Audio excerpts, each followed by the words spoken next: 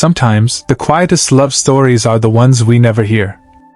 This is not just a tale about a house, or a couple who lived in silence. It's about the things we don't say. The love that hides behind closed doors. And how, even in silence, a heart can speak louder than words. This is the story of Jonathan and Emma. For nearly 40 years, Jonathan and Emma lived quietly together. Their little wooden house stood at the edge of Salem, next to a narrow forest path. The paint was peeling. The garden was small. Emma grew sage and phlox there, with gentle hands. They didn't argue. They didn't draw attention. They simply were. The townspeople saw them as distant, almost invisible. But everyone knew one strange thing about Jonathan. He never let anyone near the old garage behind the house. It looked forgotten. The roof was rusty, the walls covered in moss.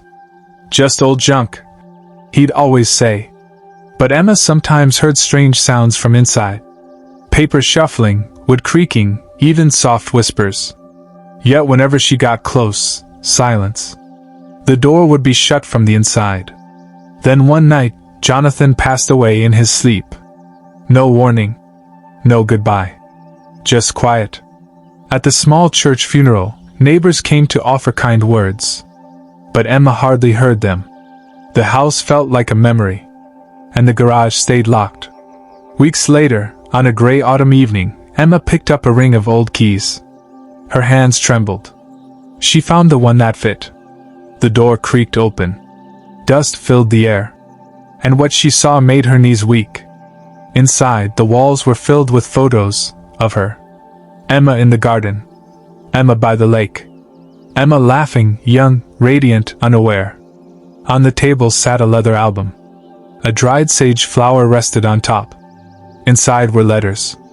Daily entries. Apologies. Memories. Confessions. All written by Jonathan. For her. About her. For years, he had spoken to her every day in silence. Emma didn't cry.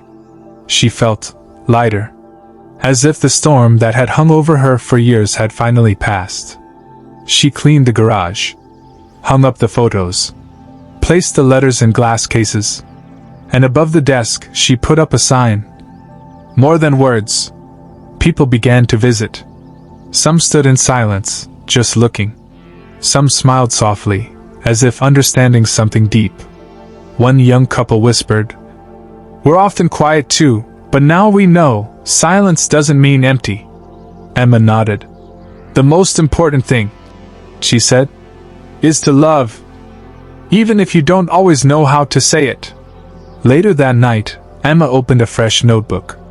She began to write. "Dear Jonathan, now it's my turn to tell you everything.